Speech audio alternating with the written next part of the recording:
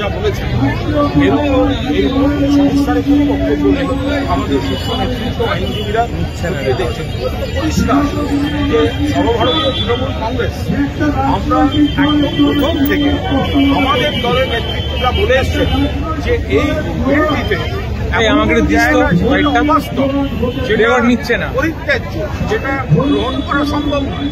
তো আজ তো দেখা যাচ্ছে যে মমতা বন্দ্যোপাধ্যায় নেতৃত্বে সুপ্রিম কোর্টে যা বলেছেন, মমতা বন্দ্যোপাধ্যায় নেতৃত্বে তৃণমূল কংগ্রেস যে যে বিষয়গুলো পয়েন্টগুলো তুলেছিল, তো সেগুলো আবার সেগুলো দেখা যাচ্ছে যে আমরা কি করেছিলাম যখন এই ওয়াকফ বিল যেটা এনেছিলেন কেন্দ্রীয় সরকার, তখন তৃণমূল কংগ্রেস স্পষ্টভাবে বলেছিল যে এর কিছু অংশ অবাস্তব কারণে উদ্দেশ্যপ্রণোদিতভাবে এটা আনা হচ্ছে।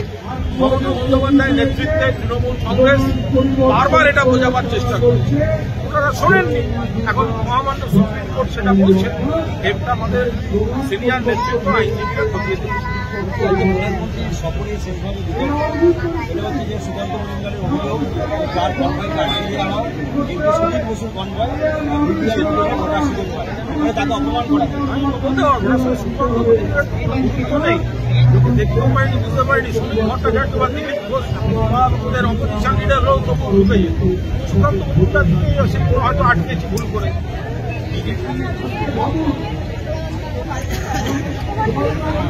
এটা মানে বিজেপির মানে ব্যর্থতম সভাপতি। প্রধানমন্ত্রী বোধহয় উনি ভালোভাবে কথা বলতেন, এক্সপেক্ট করতেন এখান থেকে অন্য নেতারা যাবেন ইত্যাদি ইত্যাদি। তো দিলীপ ঘোষকে ঢুকতে দেন না, এখন তো দিলীপবাবু বাড়িতে বসে বলতেন থ্যাংক ইউ বললেন।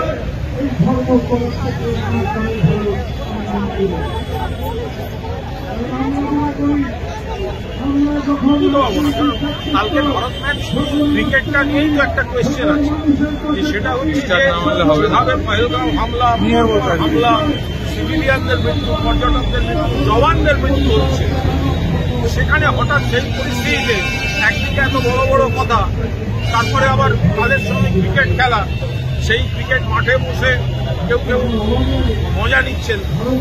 এটা এখন সেই শহীদ পরিবার, তাদের চোখের জল, আমরা সেদিক থেকে এটা বিচার করবো না। যখন এই পরিস্থিতিতে রয়েছে তখন সেখানে খেলাটা আদৌ উচিত না উচিত না, এটার উপরেই তো বিতর্ক।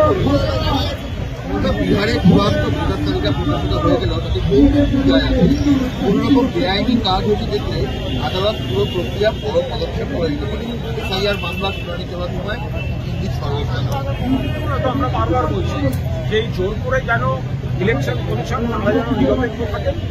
বিজেপি রাজনৈতিক চরিতার্থ করার জন্য ভোটার ম্যানিপুলেশন, সেখানে যদি জাতীয় নির্বাচন কমিশন ইনভলভ হয় তো তাহলে সেখানে নিশ্চিতভাবে পরবর্তী আপত্তি, প্রতিবাদ, আইন সব দিকে খোলা থাকবে।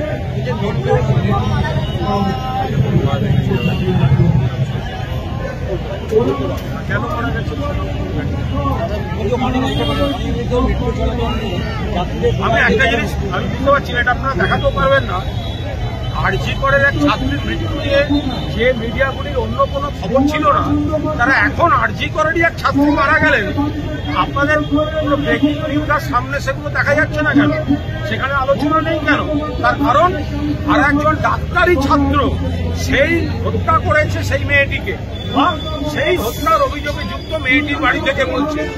ফলে আরজি করের কোনো মৃত্যুতে আপনারা দিনের পর দিন সেটা নিয়ে কেন আপনারা এখন রাস্তায় নামা বা ছবি দিচ্ছেন না কেন?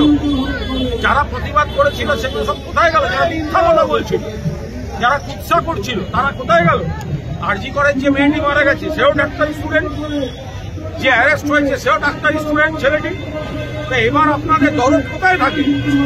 যখন যাদবপুরে মারা যায়, যাদবপুরের মেয়েটি মারা গেল, তার বাবা বলছেন এর মধ্যে রহস্য আছে, খুনের মামলা দায়ের হয়েছে। তো এর বেলা কিছু কিছু কাগজের খবর ওগুলো 3-এর পাতায় চলে যাচ্ছে, 5-এর পাতায় চলে যাচ্ছে, আর কিছু কিছু চ্যানেলে এগুলো আর টপ প্রায়োরিটিতে নেই। এটা একদম ওই চাঁদ সওদাগরের পুজো দেওয়ার মতো একটা ছুঁয়ে আমরাও তো দেখিয়েছিলাম, বাকি আপনাদেরও খুঁজে পাওয়া যাচ্ছে না। ওখানকার প্রতিবাদীদের যেমন খুঁজে পাওয়া যাচ্ছে না, এখানকার মেন স্ট্রিম মিডিয়ার আর্ধেককেও কিন্তু খুঁজে পাওয়া যাচ্ছে না। বিজেপি তরফ থেকে বাড়ি বাড়ি গাড়ি দিতে চাইছে তারা বিজেপি হ্যাঁ, কে দেবে? কোথায় দেবে? বাড়িতে বাড়ি ওদের লোক কোথায়? কাকে দিয়ে দেবে? বিজেপির লোক কোথায়? কোন বাড়ির লোককে দেবে? দিলীপ ঘোষের বাড়ির লোক দুয়ারে সরকারের ছাত্রছাত্রী করে। বিজেপির অর্ধেক নেতা কর্মীদের বাড়ির লোক মমতা ব্যানার্জির স্কিমগুলো পায়। শাড়ি কেউ দিলে নিয়ে নেবেন, হাসি মুখে ভোটটা দিয়ে দেবেন তৃণমূল। কিন্তু ওরা যারা বলে কন্যাশ্রী নেবেন না, এই নেবেন না, শাড়ি দিতে যাচ্ছেন কেন? হতে পারে ওদের দলে তো নানা রকম ব্যাপার আছে।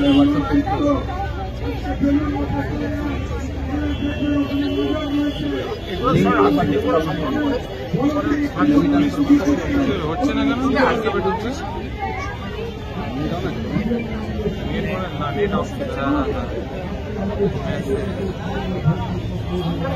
এই কথাটা ঘোষণা করলেন কেন? আপনার টানা কয়েকদিন তৃণমূল কংগ্রেস শ্রমিক, কৃষক, ছাত্র, যুব, শিক্ষক, চিকিৎসক, মহিলা এক একদিন যারা তৃণমূলের সমর্থক এবং বাংলা ভাষার যে চক্রান্ত তার প্রতিবাদ করছে, তারা বলছেন তাকে সনাতন ধর্মের মন্ত্র ছিল। আমিও তো সনাতন, যারা সনাতন করে তাদের থেকে বড় সনাতন। আমি শতাব্দী প্রাচীন শ্রী শ্রী নগেন্দ্র মঠ ও সনাতন ধর্ম প্রচারণী সভা এবং নগেন্দ্র মিশন, আমি তার ভাইস প্রেসিডেন্ট দীর্ঘদিন, আজ নয়। সনাতনীরা করতেই পারে সভা। সনাতনী মানে এই নয় যে হিন্দু ধর্মকে ভোটের প্রচারে বিক্রি করতে হবে।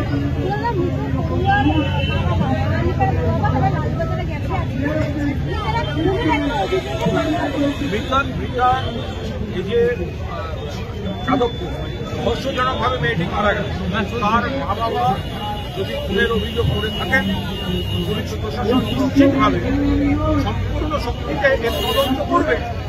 এবার প্রশ্ন হচ্ছে যে যারা আরজি করার সময় জেগে উঠে বড় বড় কথা বলছিলেন এবং মিথ্যা কথা বলছিলেন, প্রতিবাদ আমরা সবাই করেছি, যারা মিথ্যা কথা বলছিলেন তো তারা কই? অভয়ার বাবা মা আজকে এই বাবা মার পাশে দাঁড়াতে যাবেন না? তারা তো যাওয়ার জন্য মঞ্চ খুঁজে বেড়ান, প্রতিটি শিল্পীর যাবেন না। পরিবারের সকলের সুস্থ থাকার একমাত্র ঠিকানা কাঁচরাপাড়া পলিক্লিনিক বা নাইট অ্যাঞ্জেল নার্সিং হোম। কেনাকাটার একমাত্র ঠিকানা আগমনী বাসন্তী।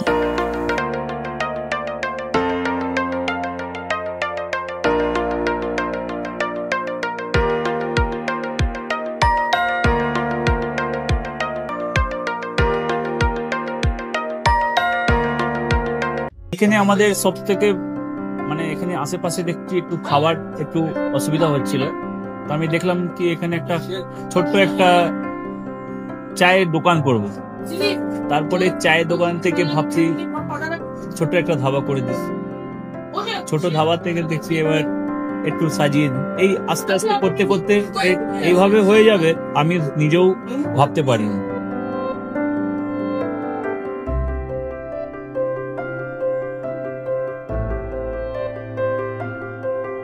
ব্যবহারের জন্য আমাদের এখানে কার পার্কিং থেকে নিয়ে গেস্ট খাবার থেকে নিয়ে বাড়ি এরকম কিছু ব্যাপার যদি থাকে তো মানুষকে বাড়িতে আমরা সার্ভিস দিতে পারবো, এইভাবেও আমরা চেষ্টা করব।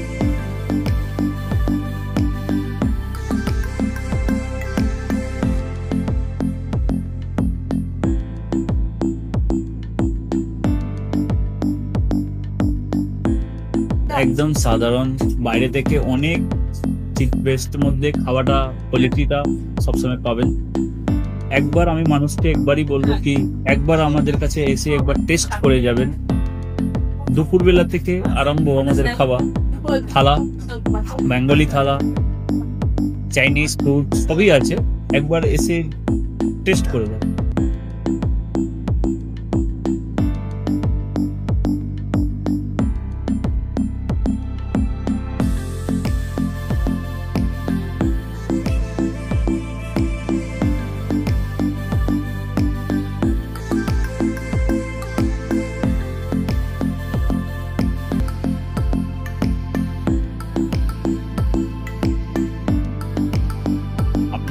চ্যানেলের মাধ্যমে বলি একবার আসুন কেশরী ধাবাতে দেখে নিন।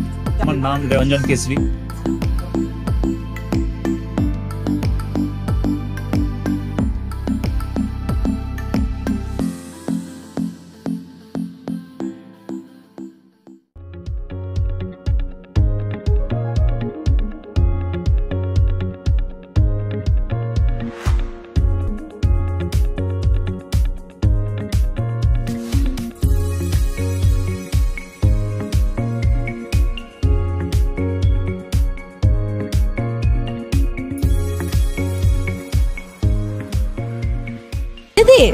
রান্নাঘরকে আরো অত্যাধুনিকভাবে সাজাতে সমস্ত কিছু পেতে চলে আসুন নৈহাটি গৌরীপুর চৌমাথা বাজার কেশরী লাইট হাউস।